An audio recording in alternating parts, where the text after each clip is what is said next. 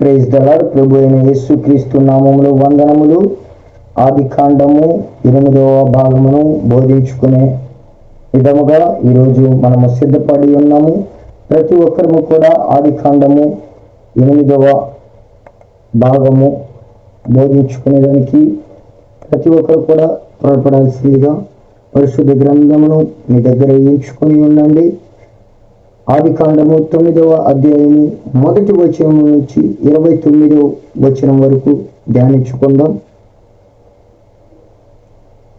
మరియు దేవుడు నోవాహును అతని కుమారులను ఆశీర్వదించి, మీరు ఫలించి అభివృద్ధి పొంది భూమిని నింపుడి, మీ భయమును మీ బెదురును అడవి జంతువులన్నిటినీ ఆకాశ పక్షులన్నిటినీ నేల మీద పాకు ప్రతి పురుగును సముద్రపు చేపలన్నిటికి కలుగును.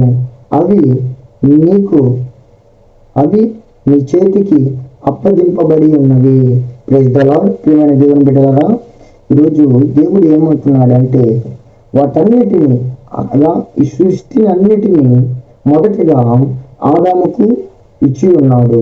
అలాగే నోవాహు దినములు అనగా జల ప్రవాహము తర్వాత నోవాహు భూమి మీద విస్తరింప చేయుటకు దేవుడు చెబుతూ ఉన్నాడు.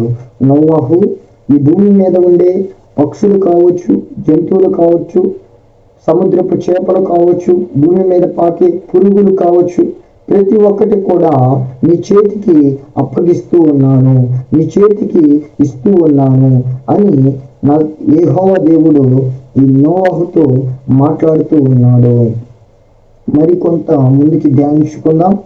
ప్రాణము గల సమస్త శరీరములు మీకు ఆహారమగును, పచ్చని కూర మొక్కలు ఇచ్చినట్లు వాటిని మీకు ఇచ్చి ఉన్నాను.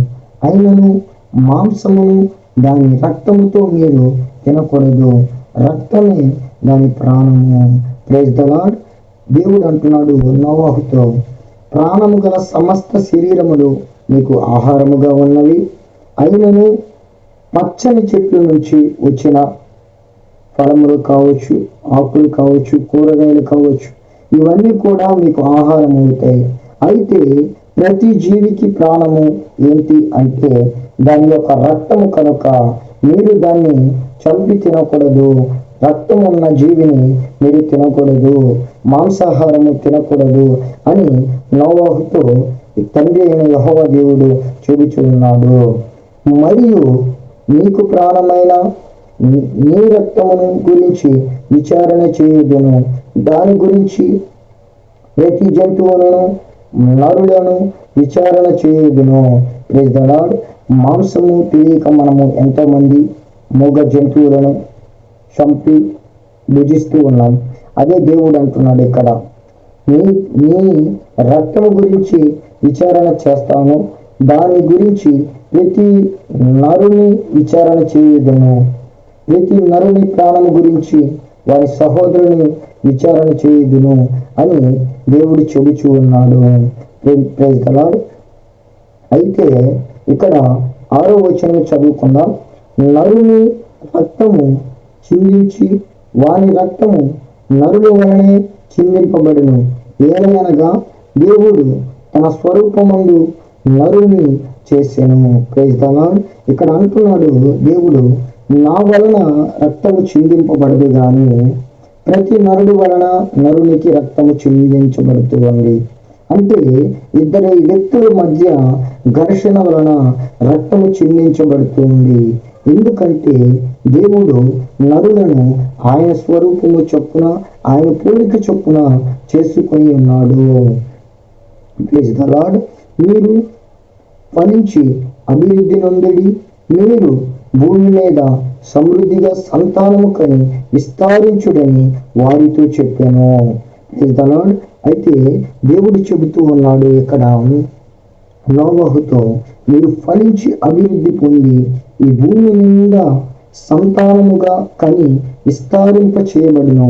Praise the lord.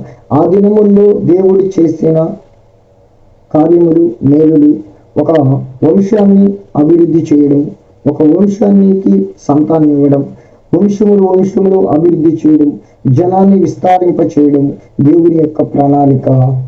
అయితే మరియు దేవుడు నోవహును అతని కుమారుడితో, ఇదిగో నేను మీతోను మీ తదనంతరము మీ సంతానముతోను మీతో కూడానున్న ప్రతి జీవితోను, పక్షులేమి పశువులేమి మీతో కూడా సమస్త జంతువులేమి ఓడల నుండి బయటికి వచ్చిన సమస్త భూజంతువులతో నా నిబంధన స్థిరపరిచెదను. దేవుడు అంటున్నాడు, ప్రతి మనిషికి, ప్రతి పక్షికి, ప్రతి జంతువుకి ఇక్కడ దేవుడు నిబంధనను స్థిరపరుస్తూ ఉన్నాడు. ఆయనకి మనకి ఒక అనుబంధమును స్థిరపరుస్తూ ఉన్నాను అని దేవుడు చెబుతూ ఉన్నాడు.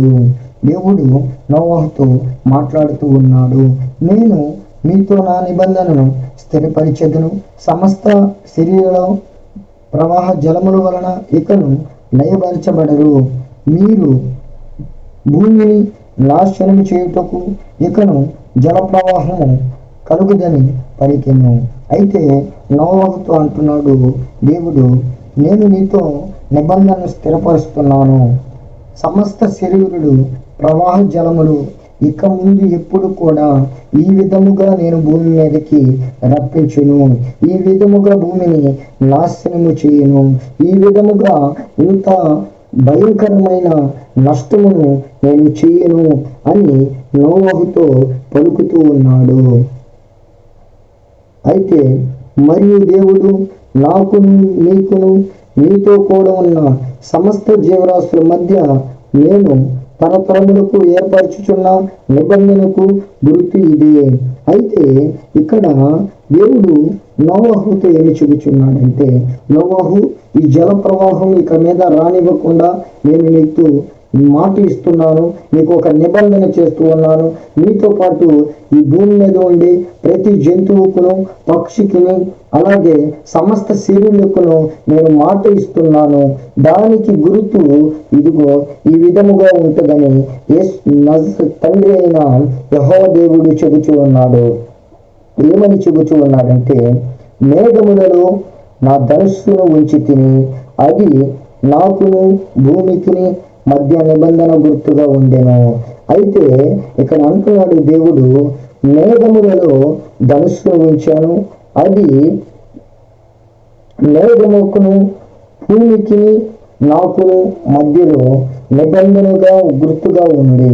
అయితే భూమిపైకి నేను మేఘమును రప్పించినప్పుడు ఆ ధనుస్సు మేఘములో కనబడెను, అప్పుడు నీకును నాకును నీకును సమస్త జీవరాశులకును మధ్యనున్న నా నిబంధనను జ్ఞాపకము చేసుకొందును గాక. సమస్త శరీరములను నాశనము చేయుటకు అలాగ జల ప్రవాహములుగా నీళ్లు రావు. Praise the lord. యేసు తండ్రి దేవుడు అంటున్నాడు, నోవహు, ఆ మేఘములో ధనస్సును ఉంచాను, ఆ వర్షము పడుతూ ఉన్నప్పుడు మనము వర్షాలు పడుతూ ఉన్నప్పుడు ఆ ఇంద్రధనుస్సును రావడము గమనిస్తూ ఉంటాము. ఆ ఇంద్రధనుస్సు గురించి తండ్రి యెహోవా దేవుడు నోవహుకి చెబుతూ ఉన్నాడు. నోవహు, వర్షములు పడుచూ ఉన్నప్పుడు, వర్షములు కురుస్తూ ఉన్నప్పుడు, ఇది మునుపు 40 రాత్రులు 40 పగళ్ళు వర్షం కురిసినట్లుగా రాకుండా ఉండేదానికి నీకు గుర్తుగా ఇంద్రధనుస్సును నేను మేఘములు ఉంచాను. ఆ మేఘములోనికి ఇంద్రధనుస్సు వచ్చినప్పుడు అలాంటి జల ప్రవాహములు మళ్ళీ రావు అని మీకు గుర్తు అని నోవహుతోను సమస్త శరీరులతోను పశువులతోను జంతువులతోను భూమి మీద పాకు సమస్త శరీరులతోనూ తండ్రి దేవుడు చెబుతూ ఉన్నాడు. అయితే 9వ అధ్యాయం 16వ వచనంలో ఈ విధంగా అంటున్నాడు, ఆ ధనుస్సు మేఘములో నుండెను, నేను దాన్ని చూచి దేవునికి భూమి మీద సమస్త శరీరములు ప్రాణము గల ప్రతి దానికి మధ్యన నిత్య నిబంధన జ్ఞాపకము చేసుకుందనను. అప్పుడు నోవహు అంటున్నాడు, నేను దాన్ని చూసినప్పుడు భూమి మీద ఉన్న సమస్త శరీరులకు ప్రాణము గల ప్రతి దానికి దేవుని నిబంధన గుర్తు చేసుకుంటాను అంటూ ఉన్నాడు. నీవు చేసావు కదయ్యా, ఆ మేఘము ఆ ధనస్సు వచ్చినప్పుడు ఇక 40 దినముల్లో 40 పగళ్ళు 40 రాత్రులు వర్షము రాదు అంటే ఈ ఇంద్రధనుస్సు వచ్చినప్పుడు వర్షము రాదు అని దేవుడు ఒక నిబంధనగా, ఒక గుర్తుగా నోవాహుకును, మరియు ఇప్పటికీ కూడా ఆ ఇంద్రధనుస్సు వచ్చినప్పుడు వర్షములు ఆగిపోవడం జరుగుతున్నది. ప్రతి ఒక్కరు కూడా తెలుసుకోవలసిన విషయము. మరియు దేవుడు నాకును భూమి మీదనున్న సమస్త శరీరులకు మధ్యన నేను స్థిరపరిచిన నిబంధన గుర్తు ఇదే అని నోవాహుతో చెబుచూ ఉన్నాడు. నోవాహు, నీకు నాకు సమస్త శరీరులకు గుర్తు ఈ ఇంద్రధనుస్సు అని చెప్పుచూ ఉన్నాడు. ఓడ నుండి వచ్చిన నోవాహు కుమారుడు షేము, హాము, ఏపేతు అనువారు. షేము కానానుకు తండ్రి. ఈ ముగ్గురు నోవాహు కుమారులు. వీరి సంతానము భూమి అంతటా వ్యాపించెను. అయితే నోవాహు యొక్క కుమారుడు భూమి మీద విస్తరింప చేయడము ప్రారంభమైనది. ఎందుకంటే జలప్రవాహము తర్వాత ఆ ఓడలో ఉన్న మానవులు ఎవరనగా నోవాహు కుటుంబం, నోవాహు కొడుకులు, నోవాహు కోడళ్ళు, నోవాహు భార్య, సమస్త జంతువులు మిగిలి ఉన్నాయి. ఇప్పుడు నోవాహు కుటుంబము విస్తరింపబడటానికి సిద్ధపడి ఉంది. అలాగే సమస్త జంతువులేమి, పశువులేమి, పాకు జీవులేమి కూడా విస్తరింప చేయడానికి సిద్ధపడి ఉన్నవి. అయితే నోవాహు వ్యవసాయము చేయడము ఆరంభించాడు. ద్రాక్ష తోట వేసెను. పిమ్మట ద్రాక్ష రసము తాగి మృతుడై తన గుడారంలో వస్త్రహీనుడిగా ఉండెను. అప్పుడు కనానుకు తండ్రి అయిన హాము తన తండ్రి వస్త్రహీనుడై ఉండుట చూసి బయటనున్న తన ఇద్దరు సహోదరులకు ఆ సంగతి తెలిపెను. Praise the lord. అయితే నోవాహు వ్యవసాయం చేయటానికి ప్రారంభించి ఉన్నాడు.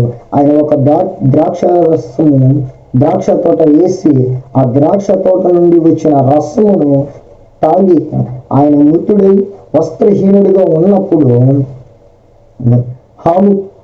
హాముకు తండ్రి అయిన కానాను చూసి హాముకు చెప్పగా, హాము తన ఇద్దరి సహోదరులకు చెబుచూ ఈ సంగతి మన తండ్రి గారు ద్రాక్ష పానీయములు తాగి వస్త్రహీనుడిగా ఉన్నాడు అని ఈ ముగ్గురు కలిసి మాట్లాడుకుంటూ ఉన్న సందర్భము. అప్పుడు హామును, ఏపేతును వస్త్రం ఒకటి తీసుకొని తన ఇద్దరు భుజముల మీద వేసుకొని వెనకకు నడిచి వెళ్ళి తమ తండ్రి దిశములను కప్పిరి. వారి ముఖములు వెనక తట్టు ఉండుట వలన తమ తండ్రి దిశములను చూడలేదు. అంటే ఇక్కడ నోవాహు దిగంబరిగా ఉన్నాడు. నోవాహు వస్త్రహీనుడిగా ఉన్నాడు. అప్పుడు ఇద్దరు కుమారులు షాము, ఏపేతు ఇద్దరు ఒక వస్త్రము తీసుకొని అన్న ఒక భుజం మీద ఒక పక్క, అన్న మరొక పక్క, తమ్ముడు ఇద్దరు కలిసి భుజముల మీద ఆ వస్త్రముని వేసుకొని అలా వెనక్కి నడుచుకుంటూ వెళ్ళి తన తండ్రి మీద కప్పారు. వారు ముఖములు తండ్రికి ముందుకి ఉన్నవి. తండ్రి వెనక ఉన్నాడు కనుక తండ్రి దిగంబరిగా ఉండటము వారు చూడలేదు. అప్పుడు నోవాహు మత్తు నుండి మేలుకొని తన చిన్న కుమారుడు చేసిన దాన్ని తెలుసుకొని కానానికి శపింపబడిన వాడై తన సహోదరులకు దాసుడిగా అనెను. అయితే నోవాహు కుమారుడు ముగ్గురు. అయితే ఇక్కడ హాము వీరిద్దరికి దాసుడిగా ఉండి నువ్వు దాస్యం చేయాలి అని నోవాహు ఆ మత్తు నుండి బయటికి వచ్చిన తర్వాత తన కుమారుడితో చెబుచూ ఉన్నాడు. మరియు అతడు షాము దేవుడైన యెహోవా స్తుతించబడును గాక, కానాను అతనికి దాసుడగునని, దేవుడు ఏపేతును విశాలపరచునని, అతడు షాము గుడారములో నివసించునని, అతనికి కానాను దాసుడని అనెను.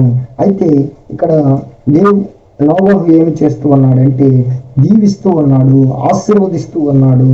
ఏ విధంగా ఆశీర్వదిస్తున్నాడంటే షాముని దేవుడైన యెహోవా స్తుతించబడాలి, ఆరాధించబడాలి.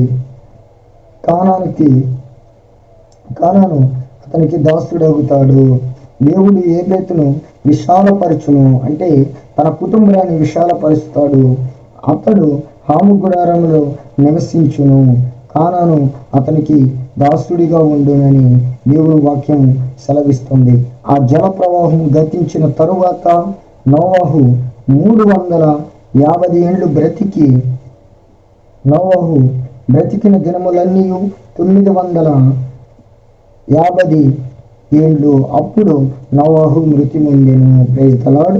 ప్రియమైన దేవుని బిడ్డలారా, నోవహు బ్రతికిన దినములన్నీ కూడా 350 ఏండ్లలో ఆయన బ్రతికి కుమార్తెలను అలాగే విస్తరింప చేసి ఆయన 950 ఏండ్లు వచ్చినప్పుడు ఆయన మరణించడము జరిగినది. దేవుని యొక్క చిన్న వాక్యమును దీవించి ఆశీర్వదించబడిన గాక. తర్వాత భాగములో ఆదికాండము 10వ అధ్యాయం గురించి ధ్యానించుకుందాం. ప్రతి ఒక్కరం కూడా తలలో ఉంచుకుందాం, ప్రార్థించుకుందాం. మహోన్నతుడా, మహాగణుడ, జీవము కలిగిన యేసయ్య, నీకు స్తోత్రములు. చక్కటి మాటలను తండ్రి ఇప్పటి వరకు బోధించుకున్నాం ప్రభువా. అయ్యా, ఇలాంటి మాటలను నీ బిడ్డలకు పంచేందుకు తండ్రి తగిన కృపను దయచేయమంటున్నాం ప్రభువా. నీవు సహాయం చేయమంటున్నాం ప్రభువా. నాయన ఆదికాండము 8వ భాగమును బోధించాను ప్రభువా. ప్రతి ఒక్క బిడ్డకి తండ్రి అందజేయగలిగిన నీ వాక్యాన్ని ఆశీర్వదించి దీవించి బలపరిచేందుకు కృప చూపమని ఇదిగో తండ్రి మరలా రేపటి భాగంలో తండ్రి నీ కృప ద్వారా ముందుకు నడిపించమని నజరేయుడైన యేసుక్రీస్తు ప్రభువారి నామములో అడిగి వేడుకొనుచున్నాము తండ్రి. ఆమేన్.